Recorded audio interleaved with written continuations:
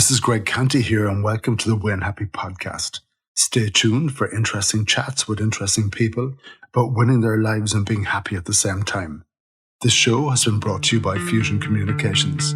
Thanks for listening.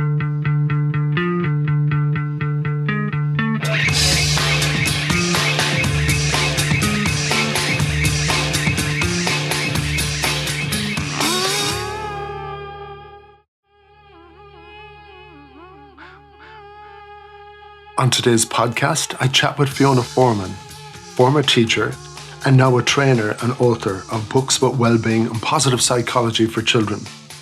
After nearly 30 years of teaching young children and watching anxiety levels grow each year, Fiona discovered positive psychology and went about applying this to her classroom, and she saw the huge difference it made immediately. On the podcast, she chats about her books, the importance of recognizing the character strengths in everyone, identifying pockets of positivity, the 3-in-1 ratio, and recognizing 3 good events each day. We also chat about the summer holidays and the importance of making the most of this very, very special time with your children. Let's hear from Fiona.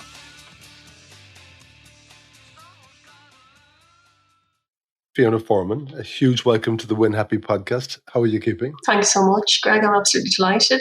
Delighted to be here, have the opportunity to chat. I love the name of the podcast, Win Happy.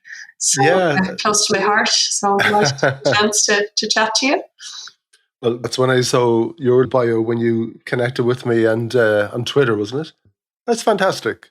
You followed me, I followed you back. I thought your bio was interesting. A DM later, and do you fancy coming on this thing? I should say to a lot of people, in order for anything to happen, you need 2 things to happen. Someone to say, how about, and someone else to say, why not? And on this occasion, I asked you, how about coming on the podcast? And you said, why not? So here we are. And isn't it the power of social media? I know we hear a lot of negatives about social media, but I think there's a fantastic wellbeing community on social media. And to connect with somebody like yourself, as you said, and it just happens so easily. So it's great, and to have this kind of platform then as a result, it's brilliant. Absolutely. And you're the author and a trainer. I know a lot of your writing is in the area of well-being, in particular with children. You're a co-author of Weaving Wellbeing, and that's used as some part of an SPHE program. Yeah. I don't fully understand what that is, so you might explain it to me. You're the author of Word for Wellbeing, which is a program for second-level schools, and I know that goes beyond Ireland. And you're writing a new book about parenting, and that book is about children and helping them to build up their resilience. So I kind of get the subject matter, and I know you have a master's in applied psychology. Before we talk about the books and the subject matter, what I'd love to do is for the listener to get an understanding of who Fiona was and what brought her to this point where she decided, I'm going to write these books. So I'm going to ask you to go back to the beginning. And who the hell is Fiona and where did she come from? Oh my God, that's a very hard question. I think the great thing looking back is how organic it all was. I know a lot of people are into their goals and we see a lot of goal setting and all that kind of stuff. But for me, it just happened very organically. I was a teacher. I only stopped teaching 2 years ago. I was teaching for over 32 years at that point. I was always very interested in well-being. When I qualified in the 80s, back in the dark old days, well-being wasn't really a word. I'm sure you're aware of that yourself, Greg. Happiness, well-being, we weren't really talking about those things. Well, you'd nearly think it's a bit wussy, wouldn't you? Exactly. And some people still say that to me. It's airy-fairy or, touchy-feely. And even SPHE, which is that subject you mentioned, SPHE is the subject where well-being would be coming in the curriculum. That wasn't even a subject. When I started teaching, there wasn't even a subject on the curriculum. So, it's amazing how much things have changed, thankfully, over those years. But I think I always knew, I think, most of us do know that, well-being, you know this as well. You may have known it intuitively, which I did before I started to study. That well-being is actually, the foundation for everything, for all our positive outcomes, and for the children, to give them a sense of, their emotions, their mental health, their resilience and understanding of themselves. That really, to me, is the core of the education system. how we do that. And of course, we do that, by the way, the invisible curriculum and so on. But there wasn't an actual subject to do that. But I used to be doing little bits and pieces along the way, and I saw how important that was. And I suppose so I always had that interest. And then when I came across the field of positive psychology, I was also in special needs for a number of years. So again, I saw a lot of children with a lot of difficulties over those years, over those 30 years. You don't need me to tell you anxiety scores growing year on year for children in Ireland and across the world. Various reasons for that. So it's an area I was always interested in as a teacher and then as a special needs teacher. And then, oh my God, I remember the day I came across positive psychology. It was like, oh my God, here's the road with some answers because it's based. It's an evidence-based field. Yeah, the lights came on. And I did a short course, a week course, and I was just hooked. Started to read everything I get my hands on. I started to bring some of the ideas into my classroom. And then I ended up doing a master's, as you said, in applied positive psychology while I was still teaching. So I was doing that part-time. I had my own kids here at home. So it was a busy time. But really, everything I was learning, it's a very holistic field. I was bringing it into my own life, first and foremost. We can't really teach to anybody else, can we, until we do it ourselves. And to my own kids, and then into my classroom. And as I said, that science, it's a beautiful science, positive psychology, and as I said, evidence-based. And my journey started with that little tiny step of, okay, I'll do the master's. I suppose that wasn't a tiny step, that was a big step. But then to bring them into my classroom, and I just saw how the children lapped it up. They loved they loved learning about these topics. I eventually ended up writing a few little lesson plans. Like anything, I suppose, organic that grows like that, other teachers in the school started to ask me about those things that I was doing. I think a department inspector was in one day and who was very interested in well-being. And he saw me teaching, he saw the class talking about their automatic negative thoughts. And so like they're only second class. And he said, God, you should really think about writing this down. So very organic, a lot of support along the way. And I said, okay, I will. And then I met my co-author who also was interested. And we found a publisher. So again, very organic and it worked out very, it was like pushing the open door, that kind of way, that one step, just very gradually. I think the fact that I was teaching it and doing it wasn't just, oh, here, I'll write a book about well-being. Well, it evolved. I suppose that's what I'm trying to say, And then I ended up writing the other two programs too, and then leaving teaching as a result because there was a big demand for the programs and for teachers wanted to know about them, parents wanted to know about them. So I'm very, very lucky, to be on this field. I didn't think I would be. So there you go. I hope that explains it. And your interest in teaching in the first place, where did that come from? I think I always knew. It's as a small child, I was teaching the teddy bears, teaching the dolls, being bossy. And were they good students, were they? They were very good. They were the best students I ever had. But something I always knew. So I was teaching from the time I was 21, and God, I loved it. It was it's a great field to be in. It is, I suppose, a vocation in a way. It's one of those things, you have to really love it. You have to, there's a lot of challenges as well. I do a lot of work on teacher wellbeing because, and SNA wellbeing as well, because working in schools is very challenging and there are a lot of demands. So, but again, I just loved it from the time I started my first class. Can you remember your first day? I can standing in front of a classroom of little creatures. I can remember that class. I can see their faces so clearly. Like, they're the ones. Oh my God! And when I look back, sure, did I know what I was doing? I didn't have a clue what I was doing. Really, I don't think 3 years. I was 3 years in college. Will ever prepare you, but you learn as you go along. And I was very lucky. I've been in a few different schools. Teaching is an amazing community. Really, it's very uplifting. It's very supportive. The friends you make. I've friends back from the early days from when I was in college. I've friends from the schools I've been through, and it's a family. It really is. Like education is an amazing family. So very, very lucky. And again, I didn't leave it lightly either. I was like, oh God, I have to now decide because I couldn't do both. I suppose I have my own business now. I have to say that. I do laugh when I say that because I never would have seen myself as doing that or leaving teaching. But I had to decide, one or the other because the other one was growing so much. So it's great just to, again, to just be open to different paths and not to just be, as you said, to take that first step and to see where it might lead is great opportunities, Where did you teach? I taught in a few different schools, all in North County Dublin, I have to say. When I came out in the 80s, there were no permanent jobs for teachers, so we were all subbing around. I taught in Coolock, St Paul's and Airfield. Then I taught in Sutton for a while. I taught in Rush, North County Dublin, Balbriggan, North County Dublin, and then I finally landed at Malahide. So I live in Donabate. So they're all quite near, you know. Yeah, very lucky to get my job, my final job.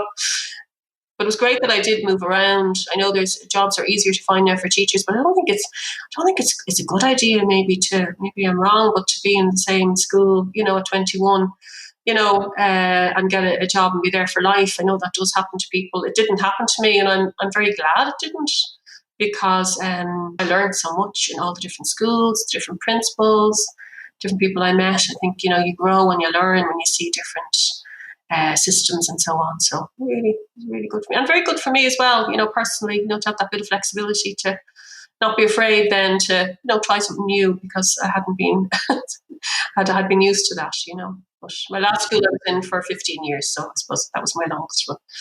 Yeah, and the ages of the children that you taught? All the way through, from infants to sixth. The school I was in for the last 15 years was a senior school, so it was second to sixth. So I taught all second to sixth, but special needs. I was in special needs for the last number of years. That was my favourite, because I was working very closely with children with emotional issues, anxiety. As I said, anxiety is on the rise. So I was very lucky. You know, I had this field behind me. So, you know, when I was supporting children with high levels of anxiety or emotional issues, at least I kind of had, you know, that field behind me to try and help them. And that's the most rewarding work of all, because you get to work in smaller groups, and you have that bond with the children. And it's very privileged, really privileged position. I went into my school on Monday to see them all, and God, I felt emotional even because, again, the sense of camaraderie, I don't have that anymore because I'm working by myself, which is great freedom and everything. But the downside is, wow, to be part of a team like that idea of making a difference. End of the year, you know, there's lovely vibes going on, and yeah, it's very special job. So I was very lucky to have it as long as I had. My daughter was talking about where she worked. I was saying that to you. She's a special needs assistant, and it was graduation last week for a lot of the students. And I think she said they put on a concert, and I think she pretty much bawled her eyes out from start to finish. Oh, yeah. It's so emotional. Because, I mean, honestly, like, you're touching lives, you know, and I think SNA work is even more, you know, you have a stronger connection to the children, because you're very, very deeply connected to them. So it's emotional work, but it's lovely. I don't think there's anything like it, you know, so I feel very lucky to have done it. Did plenty of crying. I did plenty of crying when I was leaving the kids. I remember one of the kids, I was about to go down and give my little speech leaving. I was working with some of the boys that I had been working with, and I was close to tears. And I said to one of the boys, "Oh, I'll have to try and hold it together now. I have to go down and talk in the staff room." And he said to me, "Oh, Miss Forman, what have you always told us? You know, let it all out. Stop holding it in. Why don't you take your own medicine? If you want to cry when you're giving your speech, cry when you're giving your speech." And honestly, I did end up crying giving the speech, and I just thought, well, there you go. You know, get the wisdom back. It was lovely, you know. It's like, you know, full circle. There must be a big difference between teaching a 4-year-old and teaching a 12-year-old. Yeah. Well, to be fair, most of my career was with the older ones, from second, third, fourth, fifth. I spent a lot of time around second, third, fourth. So I did that was my comfort zone, I suppose, from around 8. And again, my favorite, because that's when children can start, they have that more ability to think about their thinking, you know, that metacognition, and they can actually start thinking and engaging with the subject matter, like the well-being subject matter and stuff, and their thoughts and their feelings. It's much harder to do that with smaller ones. So I did love that particular age group, from about 8 to 11. You know, it's the golden age of childhood, where they're able to do so much, and they still have quite good attitude. they're not getting too cool for school yet. I don't know anyone who does secondary teaching. I have a friend who does secondary. I don't know how she does it, but it's a different vocation. I'm obviously not a teacher, but I was coaching my son's football team with another lad, and I think in those roles, I just think it's an interesting situation. I thought in that role that you have a special relationship with these boys, you know, who rock up for training and they rock up for their matches. You have the excitement before the games, you have the Mm-hmm. halftime talks. You see their form and their happiness dipping in and out. Mm-hmm. And it always struck me that you've got a very unique relationship with Mm-hmm. them. You're definitely not their parent, Mm-hmm. but you are an adult in their lives, and you end up having a relationship with them of sorts. You get to see the ups and the downs. You know the difference a little bit of confidence and encouragement makes for them. You kind of get a sense when there might be something going on with them at home, that some of them would clearly have some anger issues and all that kind of thing. So it's a very unique space. I wonder, for a teacher, that relationship that you have with a class of kids from they roll into you at September and you see them until the following July and they turn up every day. Yes. It's a special thing, maybe even quite different to the relationship a parent would have with those children, isn't it? It is very different. And as you said, they come into you in September, you don't really know them, you get to know them. And I saw something on Instagram recently I thought was really true. Teachers spend the year creating a little family, and then they have to Yeah. say goodbye at the end. That's the hard part. You see you see them grow. I mean, you call them your children. You do talk, my kids, my class. It's very personal, and not only your relationship with them, but the whole kind of holistic group that develops. The dynamic between the kids themselves and you with the group is very special year on year. And the support they give each other. So it depends. The atmosphere. Some groups are fantastic and have a lovely atmosphere. If they don't, it's a little bit harder. You have to try and help them to create that dynamic. But it's very, very special. It's a kind of like a safe space in a way. When you see children supporting each other, and again, the fact that they give back to you as well. I think we sometimes forget that as teachers, we're in that role of giving. But sometimes when the children, like that little boy said to me, when he had that opportunity to give back to me, that's so powerful, that, it's kind of mutual. It's a mutual thing there. But again, when you see them grow, you see them facing their fears, or, so much happens in a year. A year in a child's life is massive. From, the small milestones of learning how to do joined writing. I think that's fourth class. That's the big deal. Learn to do joined writing and use a pen. The small little milestones, and how thrilled they are to be doing that. And then fifth class, this is the year we're going to learn how to do long multiplication. This is our challenge. And, the little sense of pride that they get as they reach those little challenges, it's just, as I said, very, very special. Yeah, hard to leave as well then at the end. Then a little fresh group comes into you, and you start all over again. So it is very. And some of those addresses you called out to me, the location of some of those schools, just from the different locations that you mentioned, some of those would be more working class and some of them would be a bit more well-to-do. Yeah. You've passed a lot of kids through your hands and stuff.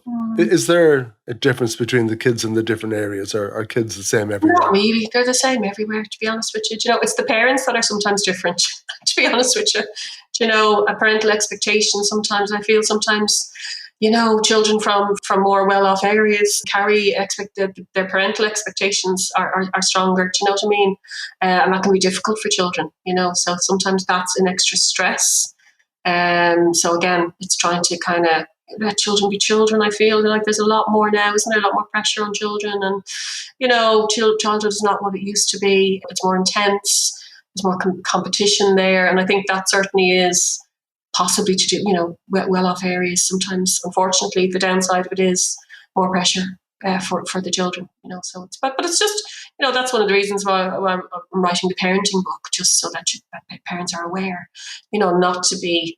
I mean, I have children of my own. It's very hard not to. We all have expectations for our children. We all have agendas, for our children.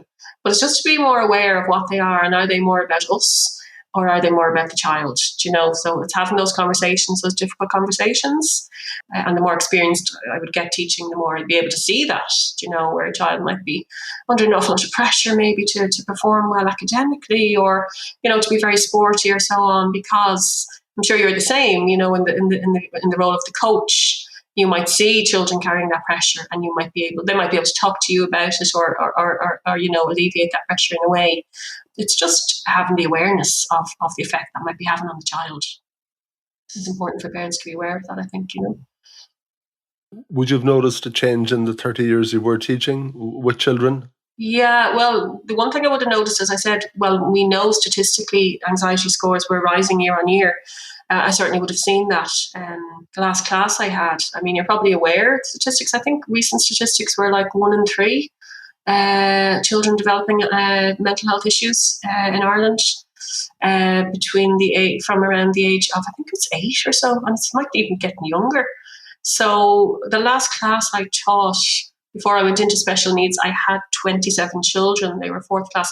9 of them had anxiety in that class. So that statistic was completely borne out in my class. 9 of them had anxiety. 3 of them had generalized anxiety disorder diagnosed. 3 of them had anxiety because of difficult life circumstances, and 3 of them had anxiety because they had other conditions that would, lead to anxiety. But that was very stark. And and some people say to me, well, maybe was it there in the 80s and you just didn't see it, or were you not talking about it? But I don't think it was there. I think a lot is changing for children over those 30 years. And at a societal level, at an environmental level as well, there's a lot going on for children more than they had. So I suppose that's the biggest thing I would say. I think children are the same. It's just that they have more to contend with for various reasons. And that's why I'm so passionate, because the role that we can play as teachers, as coaches, as adults, as parents, there's a huge amount we can do. And obviously prevention and promotion of well-being at the earliest age. There's so much evidence on it now. So it's about just putting that into practice, to try and do the best we can. And as well as being a teacher, you're a parent. So do you understand that anxiety and where it's coming from, or some of the causes of it? I do. And again, there's no quick fix. It's not that I could say to you, oh, it's because of X, Y, or Z. And again, there's a genetic component as well in anxiety. Some children, yourself, have a little predisposition towards it. And then it might be just a number of other factors that come into play. And again, the intensity now, of life. Life is very busy, isn't it? People, we're all very, very busy. I feel even in school, my God, when I think of my first years teaching, I was so chilled. Do you know what I mean? And there was less paperwork. It was just a much more calm kind of, and now teaching, even for younger children, we're very overloaded with the curriculum. Children, a lot are expected of them, the intensity of the school day. So it's just very hard to kind of, so there's a lot of, I suppose, childhood is more intense. And then, of course, social media is there, technology is there, which, of course, in and of itself is perfect. But for a certain child, and I certainly would have seen that, particularly boys that I would have worked with 10 or 11, some of them were addicted to technology. They were addicted to their, I can't remember what that game was, Fortnite. That was 2 years ago. That was the big one. I don't know if they're still doing that. But then that would be affecting their sleep, and it would be affecting, their whole nervous systems. Children are maybe overscheduled. They're not getting as much fresh air and downtime as they would. So I think childhood has gradually changed, hasn't it, over those years? And I think children it's just a much more pressurized environment for all of us. And sometimes we forget that children are soaking up that as well. And it's just to be more intentional and to be aware, do you know what, can we just get off a hamster wheel for a while and give ourselves a chance to take a breath? And the kids as well, because, and again, expectations, pressures, exams, and so on. And I think our whole society is very competitive now. It's very results driven, isn't it? It's all about achievement and striving and smash your goals. And children are buying into that at a very young age. And I think it does affect some, not all, but some just take the little worries of the world on their shoulders, As you say, it's very competitive. Life is more expensive, I think. I think you've both parents probably being under a little bit more pressure and having to keep the careers going at high speed, just to keep the mortgage going and everything else. And that's a lot of pressure. And I think in so many ways we're a product of our parents and the circumstances around us. So I think all that definitely has an effect. I know as a primary school kid, trying to think myself back to those days, when I came in the door from school, my mum was there. Regardless of what sort of a day you had, she was there, and I suppose she'd see the look in your face when you come in, and she'd know whether you're good, bad, or indifferent, and you have that relationship. But it was a real, and I'm not saying women or parents should be at home when kids come in, but I think it does make a difference one way or the other. You're right. Life is just so competitive and so busy, and wonder, are we getting better? I don't think we All are. of our improvements, are we getting better, or I are don't we think we going are, because backwards? if I think of teaching and the type of teacher I was 30 years ago when I started, and I was writing a tenth of the notes and paperwork that I had to write when I left, and were the outcomes any different from my class? I don't think they were. So I think often we kind of go into this kind of mode of productivity for the sake of productivity, and we forget, people. Tune into people, tune into people's needs. The curriculum also, again, in school has become like a bit of a juggernaut. So teachers themselves are under more pressure to get stuff done. So I suppose that whole pace of life has increased. I sound kind of, looking back to the good old days, but I think we just sometimes have to, it starts with awareness and just being aware. Wow, as somebody said to me recently, I'm busy, but what am I busy doing? Do you know what I mean? Is it just for the sake of busyness? I think sometimes busyness is glorified, isn't it? And I read recently something about parenting. The days are long, but the years are short. And that really, really stood to me, because my children are both, I'm in the empty nest now. Both my children are abroad. My daughter's in America the last 2 years, and she'll be there indefinitely.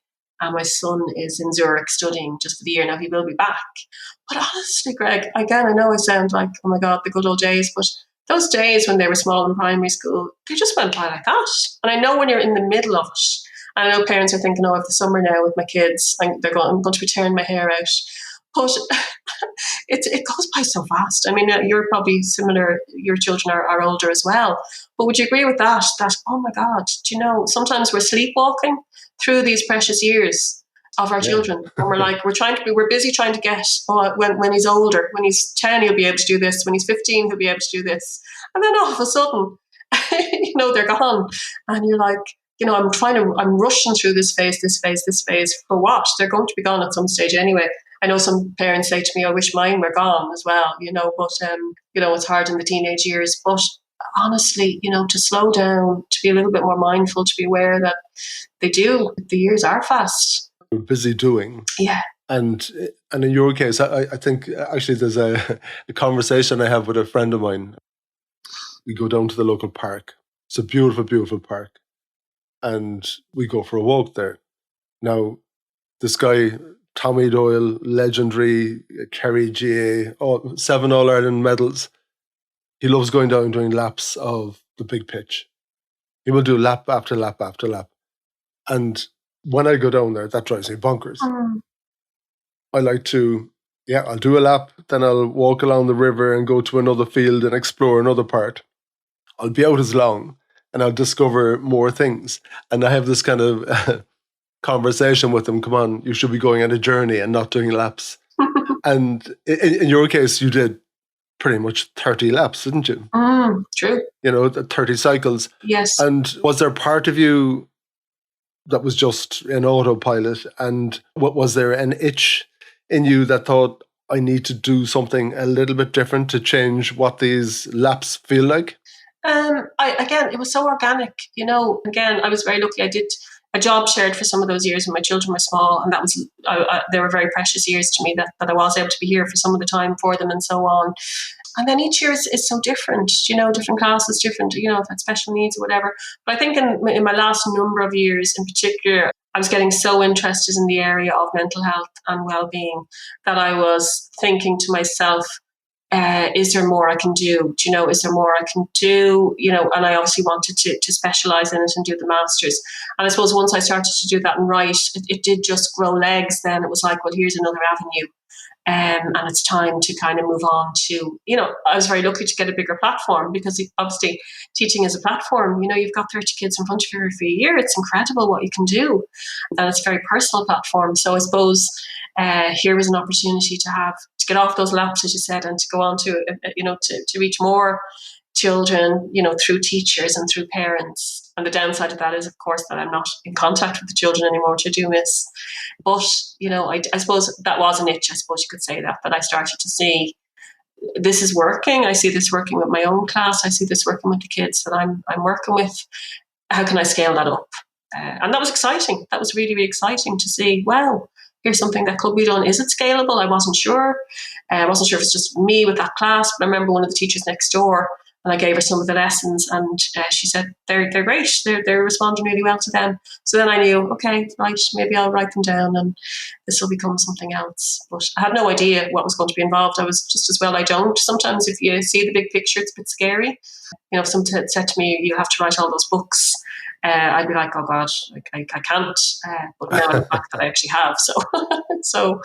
But again, very organic, because again, to find meaningful work, isn't that one of the most amazing gifts to have in your life, to feel that you're making a difference? So I would go as far as saying that is part of your well-being, isn't it? It is. It really is. Yeah. We're here once, aren't we? Yeah. And how you spend your time from a work point of view, God Almighty, it's so important that that's fulfilling in so many ways. That's why even with our team, we talk about win happy. Win happy, yeah. I don't want work for any of my guys just to be a way of just punching out time. And I know there's times in your life when you just need something where it is just like, okay, I don't need to overthink this or whatever. I just need to make money and that's fine. Yeah. But if it can be a place where you can bring all of your passion, that's allowed to flourish, where, you can fulfill your ambitions, whatever they look like. That doesn't have to be about money, it can be, of course. Yes. So in your case, you're doing this studying. The lights are being turned on by the things that you're reading and consuming. And you've got these lovely kids who you know well, the dynamic about them. And it's not the group in front of you, it's all the 29 groups that came before them. So you had a live experiment that you were doing with the things you were training. That's true. So those exercises that you were doing with them, at an early stage, and obviously they're young kids, but what kind of things were you doing with them? One of the first topics I studied was character strengths. The character strengths of positive psychology. There's 24 character strengths identified. So positive psychology is very much a strengths-based approach rather than repair deficits. It's about building strengths. So, so many children I find it heartbreaking. So many children are very, very aware of their deficits from a very early age, from around the age of 8. I always would say to the kids, like, babies aren't comparing themselves. Toddlers aren't feeling they're worse than another toddler. When does this, I suppose, comparison starts to creep in, children start to be aware that they're not great at maths or English or whatever, and they can just sometimes get a very deficit view. So there's character strengths, there's 24 of them, and I remember, doing big posters of them, things like love, gratitude, kindness, leadership, social emotional intelligence, humour, optimism, zest, teamwork. So there's 24 of them, and I remember printing them all out, and putting them up, and just giving them, I think it was second class, a chance to look at them. And then we started just having the conversation. What were these? These are parts of us. These are the important parts of us. And the idea in positive psychology, we all have our top 5 strengths. They're called our signature strengths. So we started to explore each strength. We talked about creativity and curiosity and who shows it. And we started to do strength spotting exercises in the class where I'd give them little post-it notes. And who's been spotted for creativity, who's been spotted for humour, who's been spotted for zest. And honestly, the whole atmosphere in the class changed very, very quickly. Whoa. Children with special needs were being spotted again and again in the little post-it notes for humour, for love of learning, for creativity. None of the character strengths are trait-based. The character strength is not cleverness or being artistic or being sporty. It's more of an attitude. So love of learning, zest, creativity. So it's wider. So children, I could just see them, and then we explored the character strengths, and then for one of the days for homework, I told them to go home and talk to their parents and come back in the next day and tell me what their top 5 strengths were, having discussed it with their parents. And I gave them a little sheet, and they came back the next day, and I remember they were like, I remember going out and meeting them in the yard. They were like, so their faces were beaming, and they were all dying to get up to the top of the class and say, and I said, tell me what your top 5 strengths are and give me an example of 1 or 2 of them. And again, it's those moments you remember. And like one of the little boys who had severe dyslexia, had a lot of learning difficulties. He wanted to go first. Because again, who was he? He was the child that everybody knew went out to get the support for reading, or, always needed a little bit of help. Children's identities are being formed in this deficit-based way.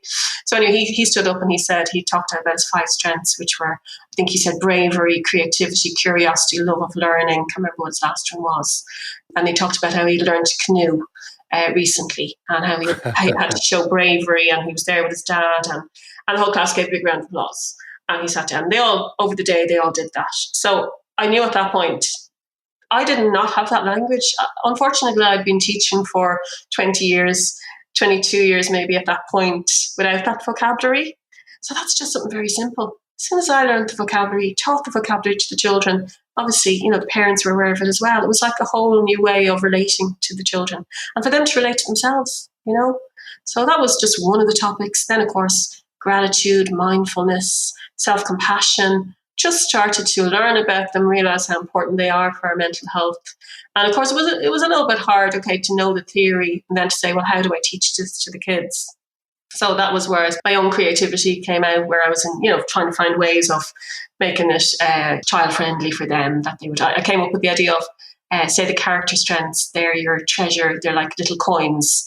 So when we eventually got the book published, we had a great graphic designer who designed the character strength coins. So they're like your inner treasure. So it was a lot of fun being able to adapt the material like that, but not just adapt it, to be able to teach it and to see it in action. Was just incredible, So that's just one example. And the more I bring in, then I talked about positive emotions and gratitude, and we started to do mindfulness. I taught them about their inner bully, the idea we all have this voice in our head telling us we're not good enough, and, how we have to treat ourselves with kindness. So, I was just so lucky because, again, and some parents would come up and say, God, I wish I'd learned that myself in school. And I was like, well, sure, it wasn't really out there as a science. I never learned it myself. I wish I'd learned it earlier in teaching. But sure, there's that quote, isn't there, from Maya Angelou: when you know better, you do better. So I feel But it just sounds to me like you've got a group of people. Granted, they're very, very young, and you do a little exercise with all of them to identify the things that they're good at. And when everyone is high-fiving around the things that everyone is good at, everyone walks a bit taller and your chest is out. So it's obviously very foundational for young kids, where you're trying to build them up a little bit. But God almighty, Fiona, that sounds like an exercise you could do with anyone at any time. Well, be it a family or a business or an organization, it doesn't matter. They are. And the character strengths, what I was learning in positive psychology, is adult-based. So there's websites where you can go on and identify your character strengths, and there's a lot of people who do that. But what my hard part was, well, how do I teach this to the kids? Do you know what I mean? So they are the universal themes. So me, it was trying to whittle it down so that the kids would understand it. But they are the evidences for adults as much as kids. Do you know that again? And it's the self-confidence and the self-worth. Life beats kids down a lot, doesn't it? And again, our culture, the idea we all have to be a certain way, and we're comparing ourselves, and the idea of, no, you have your bravery, you have your curiosity, you have your humor. I love that humor is one of the character strengths, because so many kids have a great sense of humor, and it's never really valued. Do you know what I mean? And the school system doesn't really value it. In a way, you'd nearly be in trouble as the person cracking the jokes. But all of a sudden now, the person with humour, that's being valued as much as maybe the very academic child who is getting the great results in their spellings every week. That's only one aspect. So I suppose the holistic view of it is what I loved, and that it gave children just a different way to look at themselves from early on. And I knew I was on to something then. I was like, oh my God, this is really this is making a difference to them. And for the anxious children, all the children I worked with anxiety, they always identified themselves with having bravery. And anxiety and bravery go very closely together. So for a child with anxiety, one of the first things we teach them is it's okay to be anxious. That's just your brain trying to help you. You're trying to be one step ahead. And now what you're going to also have to tap into is your bravery. So it's to give them, I suppose, to balance it out, and that, okay, you're going to be maybe scared to do that, or you're a bit nervous about that. And the idea of bravery is not the absence of fear, that you're going to be afraid, but your bravery is going to help you to do it. So to have the language, it's very concrete, So, bravery is doing it anyway, isn't it? And being clear, that's okay. Exactly. Had to do it myself then when I left. I was like, of course you did. So I was very inspired by a lot of the children I worked with, So seeing their own bravery. I think they were teaching you for 30 years, Fiona. I know, yeah. I'm all learning from them, exactly. But again, isn't it great? As I said, we talked about well-being maybe being wishy-washy or airy-fairy, but when you start talking about the character strengths, the positive emotions, and the actual evidence-based interventions, positive psychology is PPIs, positive psychology interventions. So they're evidence-based little activities. So identifying and using your top 5 strengths is a positive psychology intervention. So it has evidence behind it that when you do that, it gives boosts to your self-worth, it gives boosts to your confidence, it gives boosts to your vitality. So for me, it was like, okay, I know that. So how do I now give this intervention to the students, or allow the students to experience that intervention? So it was great. I was very lucky. I feel I just discovered something at a very good time in my own life, where I had enough experience teaching as well, that I was happy enough to try and do something new as well, So So when you're introducing these topics and when you're writing about it, you have all of the credentials and the experience, so you've got authority around it. So when people talk about the well-being of children, and that word well-being, the 2 words, is it 1 word or 2 word? Let me see. I've seen it both ways. So it's kind of well-being sometimes, isn't it? The well-being. I use it with the hyphen, so I'm holding on to that. In all my programs, it has the hyphen, so I have to go with that now. Well, asking a teacher is a good thing to do. So how would you describe it or define it? Again, good question. And again, the World Health Organization has a definition out there that I base all my work on. I'll just read out actually from the Weaving Wellbeing Programme. Wellbeing means feeling good and strong in our minds and bodies, having energy and fun, getting along with and helping others, knowing our strengths and feeling proud because we are doing our best. It means that we can cope with the little problems and disappointments of life. It means enjoying life, being grateful for what we have, and accepting ourselves just as we are. There's a lot in that. And it's very much based on the World Health Organization definition, as well as some other topics in positive psychology. But what I wanted when I was writing the program, what I really wanted was for children to know what well-being meant. Because as you said, Greg, we don't even talk about what it means. We don't know what it means. And if you don't know what it means or how it feels, how can you promote it? So to give children that sense, this is what well-being means. And then we do it over a number of lessons. They talk about, well, what activities help me to feel, give me energy? What activities help me to feel grateful? What are my strengths and how can I use them? So it's very, very practical. And also what I did was I did a little self-assessment so children can look at all those little indicators and they can decide, and we would do that regularly in the class. We would say, well, how are you getting on? Are you finding you're able to cope with those little disappointments? And if not, what can you do about that? So it's making them active. I love the idea of them being active participants in their own well-being. Obviously, we as parents and adults play a huge role in developing their well-being, but sometimes we forget we have to empower them to take ownership of their own well-being as well, and to be aware, well, what works for me, what doesn't work for me. Again, am I doing my little gratitude practice? Am I helping others? Am I using my strengths? Am I, looking after my body? Have I got ways to deal with my difficult emotions? So these are all the questions. And again, it's a lifelong process, isn't it? But again, having that awareness and having that language, the language of well-being, is a really, really important part of it, Of course, this particular time where during the summer, kids aren't at school and parents have a very, very unique window of time with their kids. Now, you were talking about the years rattling by, but those summer periods and, in particular, those summer holidays when you head off, I think you said you're going to Bantry, but wherever you end up going with your kids, they're very, very special times. And do you get a dozen of them? Do you get 10 of them? Do you get 6 of them with your children? And so true. Those blocks during the summer. Yeah. And you also said to me when we were chatting before we hit record, you're talking about how the kids are very tired at the end of the year. And the parents, of course, can be down on the backs of the kids because of that. You were saying that tiredness is quite a natural thing. Oh, yeah. I think don't underestimate, I think sometimes parents feel, again, social media is there, isn't it? The parents feel now, they have to be giving their kids the most amazing summer and be doing all these amazing things. And the truth is, you don't, number one, the children, they need a chance to relax and to just restore themselves, because it's been a very difficult 2 years in schools anyway, as you know, with COVID. They've had an awful lot of things to contend with. They're tired.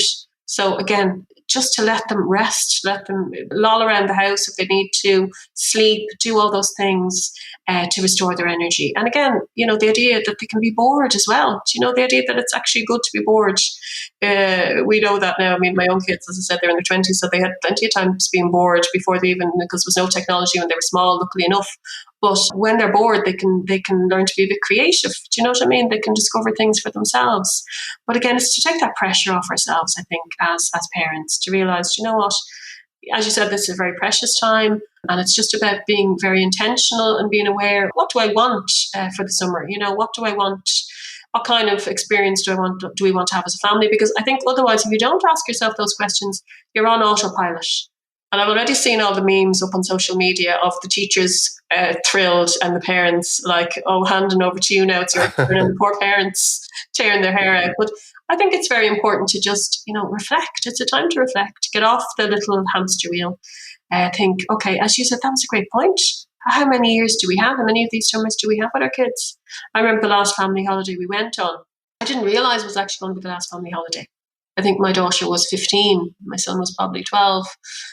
And we're thinking back, that was the last time that the four of us went away for whatever reason. I had no idea, We were in Italy, and I think the year after she was off doing camps, or the year after then she went abroad for the summer. So you just don't know. So again, I know it's very easy for me to say that it is very precious, but just to slow down, take that pressure off yourself, be aware of the small things, that what children really want with their parents, as you know, is a bit of time, a bit of connection, time to chill, to relax, do the small things, enjoy all the small things. The small things are the big things. I'm great for the cliches. Well, there's a lot of wisdom behind those cliches, as you know. Mm-hmm. It's funny, actually, one of the questions that I asked a guest on the podcast was to give me your best day. And of course they get shocked. What do you mean your best day? I say, yeah, your best day ever. Go on, give it to me.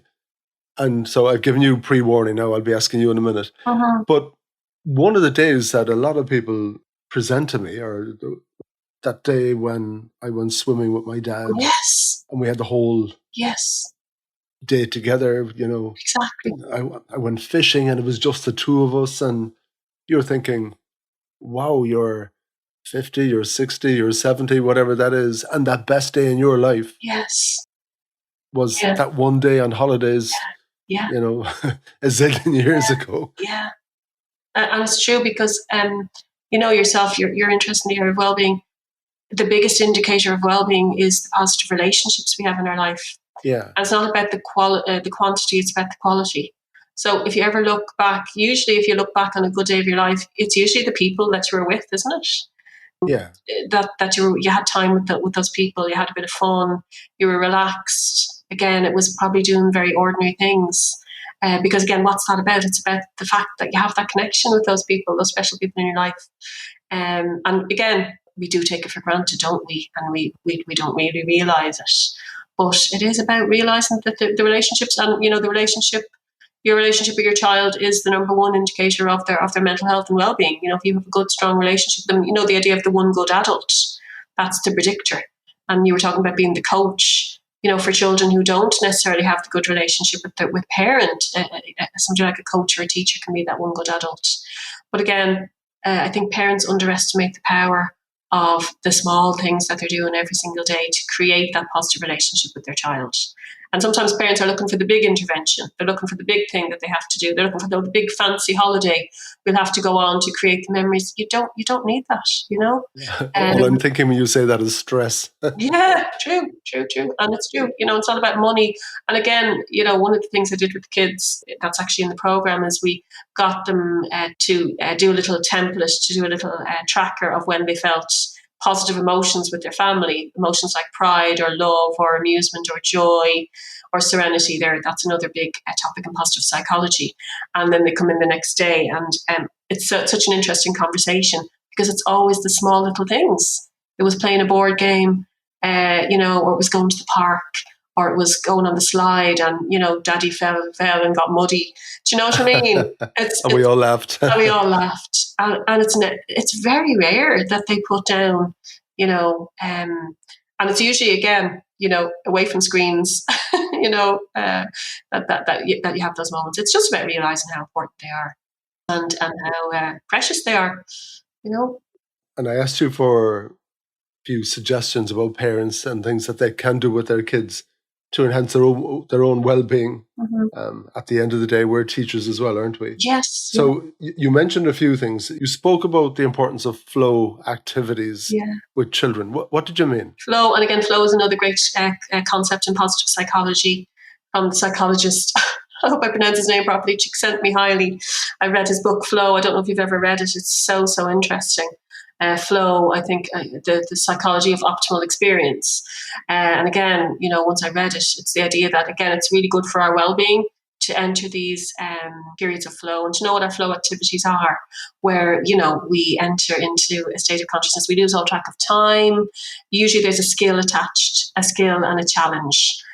So it's whether, again, it could be baking, it could be sports activities, it could be music, but it's active, it's active and it's, following your child's interest. So figuring it, and I think, again, for us as well, and I something I should have said at the start as well, when we're talking about our children's well-being over the summer, self-care, that phrase, you can't pour from an empty cup. So looking after our own well-being as parents is the starting point, being aware of what gives me that good, strong feeling of well-being, and to be aware of your own flow activities, because kids are very aware of their flow activities, whether it's their hobbies or their interests, or, and it's great over the summer because they mightn't have time to actually go into them or develop them, during school time. But now they might do, my own children were very, my daughter was very interested in art. So she'd always be doing arty stuff over the summer, and she'd be finding, we'd be up in the art and hobby stuff, she'd be doing her latest stuff. So again, just have time to get that flow, but to be aware ourselves, what are your own flow activities as an adult? Sometimes you ask people that and they're like, I don't have any, I don't have time. So figure out what they are and make sure that you're bringing them into your, because that's just a lovely sense of well-being. Yeah, and maybe during the summer. Yeah. And I think from a work point of view, everyone is away on leave at different points in time. So we do have that opportunity to come down the gears a little bit. Yes. Yeah. And obviously with the bright nights. And it's to give yourself permission. Do you know that kind of thing? You're so busy doing stuff, I don't have time to be doing that. It's preventative, when you think it actually is building your well-being, it's building your mental health and so on. And again, it's filling your cup. Maybe get to know your kids when they're not studying and they don't have an exam next week and the pressure's off a little bit and they are hanging around and, I don't know, watch that movie together, play Monopoly, whatever, I don't know. Simple things, And again, maybe ask them as well. Expectations are important, aren't they? And sometimes there's problems in families because people have different expectations, of what I'm expecting for the holiday and what you're expecting are very different. And then, if you're expecting that you're going to be sitting chilling for the whole time and I'm expecting that I'm going to be going off, doing loads of tour, you know what I mean? And to have that conversation even with the kids, to sit down, have a little family meeting and to say, do you know what, we're starting our holidays now. What would be a lovely summer for you? What would you like to be doing? And again, to get the children's suggestions. And again, you're not going to be able to do all of their suggestions, but just to give them that role that they have a part to play in the family. And again, it's amazing what they might say. It's usually like a trip to the park, or can we go fishing, or can we watch this movie? So you might even just do a little list of positive activities, and everybody gets to write a couple of things down, and hopefully we try that list. And again, everybody's voice is heard there. And again, you're not promising that you're going to be able to do all these things, but I was in school the other day, and I don't know if you've heard the idea of a yes day. No, that to me, that would be absolutely terrifying. I would never, I'm not recommending that, but one of the 6th class teachers gave her class a yes day where they were allowed to suggest things for the day. And now she gave them in advance, so she was able to veto some of it. But she said she was amazed at the simple things that they wanted. They wanted a water fight outside. They wanted to play hide and seek with her. They wanted to, I think, do a performance or sing something. She said she was very struck by actually how simple that the things were, and the fun they got out of that. So again, what is that? It's just asking them, what's your idea of a good summer? What would you like? Maybe a certain trip, or again an activity, to have those conversations. And again, if somebody has a big expectation, you might be able to say, well, that's not going to be happening. So that's going to be taken off the table as well. Do you wrestle them away from their friends a little bit? Is it important that you do that for periods during the summer? I think it's all about balance, isn't it? Do you know what I mean? And it's the great thing is they have more chance to get that balance. And again, it depends on your individual child. Some children are more extroverted than others. They want to be with their friends. Some don't. So for some, you might want to be wrestling them away from their screens. That was for my son. That was the biggest issue as a teenager, particularly. So that was the difficulty I had with him, trying to have those conversations as to, look, I don't mind you being on that, but I need to also make sure you're out having a bit of fresh air. I want you to meet your friends. So it's about being very proactive, because otherwise, things can slide. You can get into the habits, and then all of a sudden they're not sleeping. They're up, they're having too much screen time, and you're trying to pull back. So I think it's much better off to have those conversations at the start of the summer, same as you would have at the start of the school year, to say, we want this to have a night, we all want to have a good summer together. What's that look like for you? What would you like? And just, again, a nice positive conversation like that can go a long way, and again, you'd be surprised what they might say, the simple things. And for you to say this as a parent as well, to your other half, do you know what, I want to actually get out on, every fortnight with my own friends and do that, and how can we incorporate that into our schedule? Or, I'd love a day away from the kids. So for us all to have, it's about needs being met, isn't it? Which is not easy in a family when you're trying to balance everything. But I think intention, I always love the idea of intention. Get off autopilot. Autopilot is the idea that, oh, Jeannie, here's the summer, I'm going to be on the little hamster wheel. And life, the idea, life is going to be happening and you're not going to be in control of it. So the idea of just stop, think about, well, what would a good summer look like to me? What would a good summer look like for the kids? And let's do our utmost to try and make that happen. Obviously, it's not, you're going to be able to do all of it, but at least you have the intention, and the kids will appreciate that as well, that they're having those You mentioned to me as well in your suggestions, you spoke of pockets of positivity. Yeah, pockets and of the positivity ratio. What exactly did you mean? Positive psychology, it's in the name, isn't it? And again, I do like to say positive psychology has a bad rap as a name, because, there's a thing called toxic positivity where, so positive psychology is not about forcing yourself to be positive all the time. It's about being as positive as we can, as often as we can, and dealing with our negative emotions in a positive, constructive way. So I just want to say it's not about forcing positivity, but authentic positivity is really, really important. And I don't know if you're aware, the ratio, there's a positivity ratio of 3-1. So we need 3 times as many positive as negative experiences. So I think it's really important to know that, as a parent, because you could be, obviously you're going to be getting into skirmishes with your kids, you're going to have conflicts. All of a sudden you could find that, there's a spiral of negativity building up there that you can't necessarily stop. So we can't always stop or control the negativity, but what we can do is buffer ourselves by making sure we're topping up the other side of the scales with 3 times as much positivity, the pockets of positivity, even things like gratitude. So the positive emotions: gratitude, love, pride, serenity, interest, joy, awe, inspiration. There's 10. Again, I would have brought them into my teaching, and it was transformative when I started to be aware of that ratio in my own parenting, and to realize that I will stop and I will have time to have a laugh with the kids or watch something funny, because I need 3 times as many of this, because life can get very serious, can't it? We take our lives very seriously. But again, pockets of positivity, gratitude, little gratitude practices. There's a little gratitude intervention called 3 Good Things in positive psychology. And it just means at the end of every day to think about 3 good things that happened that day. So it's easier than gratitude, because gratitude, you can sometimes get sick of gratitude, saying, oh, grateful for my friends, I'm grateful for my family. But 3 good things is actually event-based. So you can say, I'm grateful that, we had the chance to go on that picnic today. I'm grateful that I would have always done it with the kids, and we would have done it every morning in school. And incredible, sometimes I'd say, I'm grateful for having a good sleep. I'm grateful that I got to play with my pet. I'm grateful that we had a chance to see my friend. I'm grateful that we watched that movie.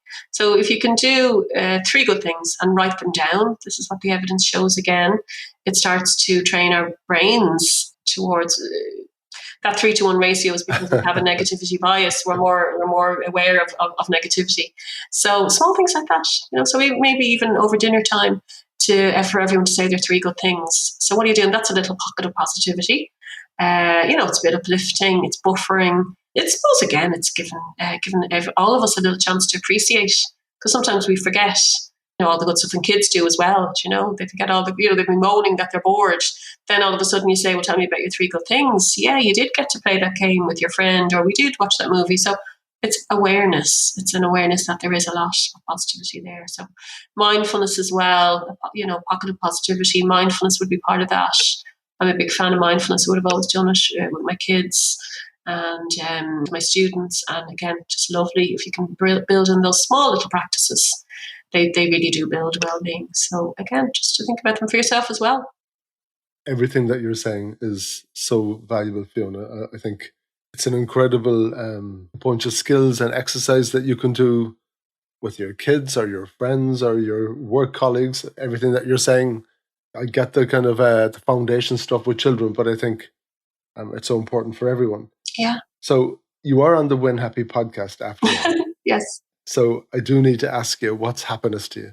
I was thinking about that because I was thinking, oh God, it's such a big topic, isn't it? To pin it down. And there's a quote I love. I quoted Maya Angelou before, but I love her quote about success. That quote about success. Success is liking yourself, liking what you do, and liking how you do it. And to me, I feel very cheeky paraphrasing Maya Angelou, but to me, that's my view of happiness. Happiness is liking yourself, liking what you do, and liking how you do it. And isn't that the ultimate happiness? And I was just thinking today, I'm so lucky. Liking yourself is a lifelong journey as well. Self-compassion. It's not always easy. And again, a lot of the work I would have done with children is trying to get them to accept all parts of themselves and to realise that nobody's perfect. So that's a lifelong journey as well. So when you can kind of get to that level of self-acceptance of, I like myself pretty much, I like what I'm doing and I like the way I'm doing it, to me, that's like the ingredients of a happy life. And bringing in that competitive dimension to it.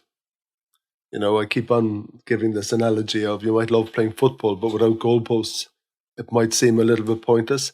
So for you, Fiona, what are your goalposts? What are the things that you're aiming for, and the things that, give you those little highs, that hitting the ball in the back of the net, getting that goal? It's harder now for me because those goals were much easier in school. When you're supporting a child and you see them getting a bit of confidence or overcoming a difficulty that they had, you have their little goals written down. Obviously, seeing my children spreading their wings and doing well is great. In terms of my own work, I have a new book coming out in August called, what's it called again?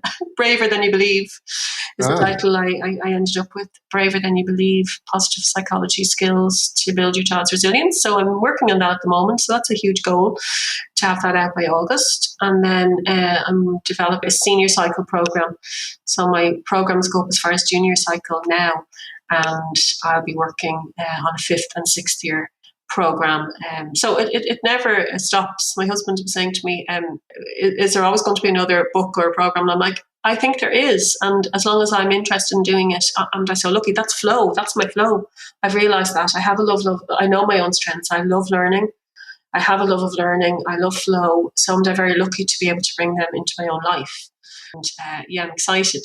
I did need a little bit of a break. I had a big work output there for a while, so I took a little bit of time away from the writing, and now I'm ready to go again. So isn't that great? The idea that well-being is you can replenish yourself, and again, to find out what does that for you is important. So, if you can equip every single teacher in every classroom in Ireland and abroad to be the conductor of the well-being for their little faces, those little students, and build them up with those skills, recognizing the things that their strengths. Yeah. Even if it is that guy who might be dyslexic, but he's got a fantastic turn of humor. Exactly. I think that's pretty brilliant, and that's a huge win. My God Almighty. And also, Greg, in life, isn't that going to be more important? That's what always I would say to the student, to the kids I worked with, when they'd be getting upset about their spellings. I'd say, when you're 25, nobody's going to be saying to you, how did you do in your spellings when you were in primary school? Do you know what I mean? How did you do in your tests every week? And yet I'd see children crying over their spelling tests every week. Do you know what I mean? So I think we can just have a very narrow view. And parents can buy into that as well sometimes, without realising, that's only one side of your child's development. They're, see the big picture, see them as in that holistic way, and not that narrow. Schools, unfortunately, can sometimes have a very narrow definition of success, academic success, and we have to fight against that as teachers and as parents, because the big world, there's room for so many different strengths and talents, and not just the academic.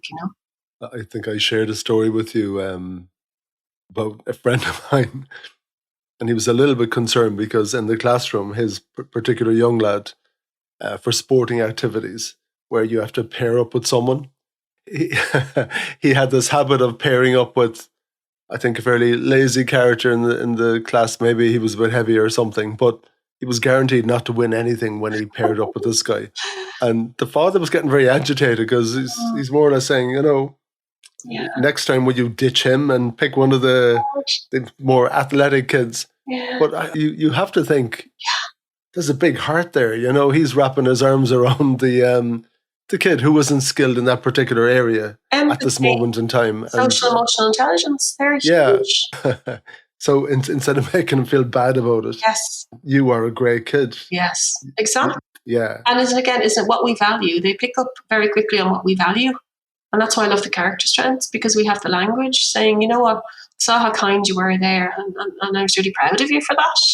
Or I saw how hard you worked. Perseverance is another great character strength, So to use that language, and children pick up very quickly on what we value.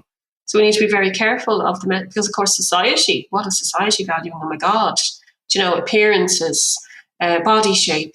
This is what they're going to have to contend with as they get older, material possessions and so on. And of course we know that there is absolutely no correlation between any of those things and happiness or well-being. So there's a message there that society is, almost bombarding our kids with. And we have to be very careful to make sure we're counteracting that and saying, do you know what, that's not, and of course to be aware of it ourselves as well is very important, Yeah, you're teaching values, aren't you? And yeah. So that question, I kind of gave you a sneak preview of what was your best day, Fiona? Your best day ever? I think my best day ever was, and again, nostalgia is great, isn't it? But I think back, I know it's, my children are not here anymore. And again, that happened so quickly, but it was a day, and my mom used to live around the corner, now she's passed away. But it was a day that we were all here, and my husband was here, the kids were here. And I think I called around for my mom, and we just went, I think we have a lovely local park. We went up, we had a picnic, and it was just the fact that we were all there. You know what I mean? I think my daughter she was probably, 5 or 6, and he was about 3. There was 3 years between them. But it was just one of those gorgeous days where, very simple. We'd recently moved to Donabate. We lived in Donabate. I used to live in Swords. My mom lived in Hope. We all moved to Donabate together. So it was just one of those moments where we were kind of exploring the area. We went up to the park. We had that, and again, it was just so lovely. Do you know what I mean? And when I look back at my happiest time, it was definitely. I know I have a great career now. I did the idea of being an author. Wow, it's great. I pinch myself that I'm an author. But when I look back, when my kids were small and we had that time, that was very, very precious. Did I appreciate it at the time? Probably not. So I did appreciate it at a certain level, but did I realise that was the most precious time? Probably not, because again, we're busy, aren't we? So that's why I love giving advice and saying, slow down, appreciate it. These are you kind of similar to that? Yeah, oh yeah, totally. But at the same time, you might say you didn't appreciate it, but you remember that day, don't you? That's true. Yeah, so it did register with you in some way. Exactly. And what was it about? It was about the people I loved most in the world. Yeah. That I had a day with them. And again, we were talking about the importance of the environment, in a beautiful environment that we had all decided to live in. It was like, wow, this a plan has come together, and this is great. I think as well, I'm not sure whose idea it was, but obviously on that day, maybe it was the weather was Yeah. nice. Mm-hmm. Someone asked the question, how about we do this? And other people said, yeah, why not? Yeah. Yeah. And you end up having a really Yeah. fantastic day. And maybe, to any parents listening out there that, take that half day from work or that day off. If the weather's good, grab them, put them in the car, walk on the beach, do whatever, Yeah. Yeah. That flow that you were talking about. Yeah. Yeah. Do something nice and do something special. Yeah, cook burgers out the back of the house. I don't know, whatever that looks like. I mean, we've been to Disneyland with them. We've done all the big holidays, and I have great memories of those as well. But I suppose it was just, it was very chill as well. It was very relaxed. It was very, it was just a lovely, lovely. I just remember being able to say, "Wow, everything I need. I have everything I need here in this moment." Yeah, well, if there was win happy medicine, I think you were after describing it pretty well during the course of our conversation. I've one last question for you, a bonus question. Okay. So that first day you did that positivity reaffirmment exercise with the gang in school. Yeah. What was the name of that young lad who stepped up first? Jake. I can see his face. And the smile. Oh my God. Yeah. It's just one of those moments that will stay with me forever. I just get a little shudder, because as I said, he had severe dyslexia, had a lot of issues, but it was just his ability to be seen differently. Do you know that kind of way? That he was stepping into this and saying, you know what? Yeah, these are and I remember reading recently that we should be working on our strengths 80% of the time and correcting our deficits 20% of the time. Yeah. That was news to me. And I think in school particularly, and sometimes in parenting, we feel it's our role to be correcting and banging them over the head and reminding them you didn't do that, or you didn't do well in that, or you need to pull up your socks in your maths. Deficit, deficit, deficit. And the realization, of course we do need to spend time, but are we seeing them in a strengths-based light for 80% of the time? Are we seeing their creativity or their humor and giving them an opportunity to develop those strengths? For 80%, I really wasn't. I certainly wasn't until I kind of became more aware of it. And, there's a great phrase, develop strengths and weaknesses will look after themselves. And I feel that's very true. I think as parents, sometimes we're a little bit too deficit based, and we see and we feel it's our role. I always say to parents, it's not our role to be fixing everything for our kids. It really isn't. We don't have to fix everything, or we can support them, we can buffer them. And when children also feel a sense of acceptance for who they are. I know my husband from Kerry, I was saying that he was buying the football boots early for my son to do the football. I'm sure my son had absolutely zero interest in GAA, from a very early age. So my husband had to accept that wasn't going to be happening. He wasn't going to be playing for Kerry. He wasn't even interested in going to see the football. So, to let go of those kind of... And then he discovered dance. And he's a dancer now. He does ballet, he does contemporary. Even he's away in Zurich now. He's in a ballet class. So that's who he is. He wasn't going to be the GAA player. So again, instead of seeing that as a deficit thing, or as I said, I do see children carrying that weight. So to let go of that and to let them be who they are, see their strengths, allow them to blossom. I love the idea children blossom once we get out of the way. We stand in the way a lot of the time because we have a view of how they should be. So if you can get out of the way, I know easier said than done. But I'm sure if my children were here, they would say, they would tell you all my own failings and flaws. So I'm not saying I'm a perfect parent by any means. So to take that pressure off ourselves as well, But the strengths-based approach is just so transformative. Yeah, and equipping them to deal with those hard times, and that's resilience and well-being. Make them good and robust, and realize that not being good at something, that's not the end of the world. That's a normal thing, and but just be strong in yourself and all of that. Thank you so much. This is a huge conversation that I think will benefit a lot of people. Great. Well, I love talking about it, so it's great. I could talk about it forever. I love talking to somebody, new about it, because somebody's actually, interested in hearing it. For some people, it's the first time to hear it, and it's that ripple effect, isn't it? Well done. How can people follow you and get their hands on your books? On social media, Fiona Forman Wellbeing on Instagram. It's Forman. Forman. And then I think I'm Fiona Wellbeing on Twitter. I have a website, but it's not updated. So my son set it up for me, and then he went off to Zurich. So I have to ask him now to fix it for me. Yeah, well, stop dancing for 2 minutes and fix my Exactly. website. Yes. So This is mostly important. it's my social media. It's mostly those other two, but I think it is Fiona Forman Wellbeing is my website. But that'll be good reason for me now to update it. Fiona, thank you so much. And the only task we have now is to figure out what Jake is doing, bring him on the podcast. I know. Little Jake. Jake's probably it's about 10 years ago. Would it be 10 years ago?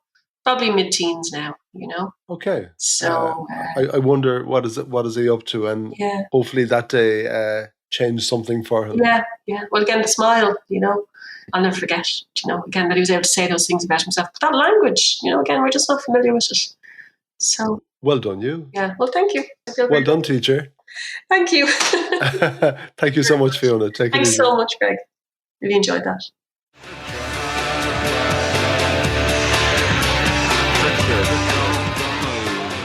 Thank you for listening to the Win Happy podcast, which has been brought to you by Fusion Communications.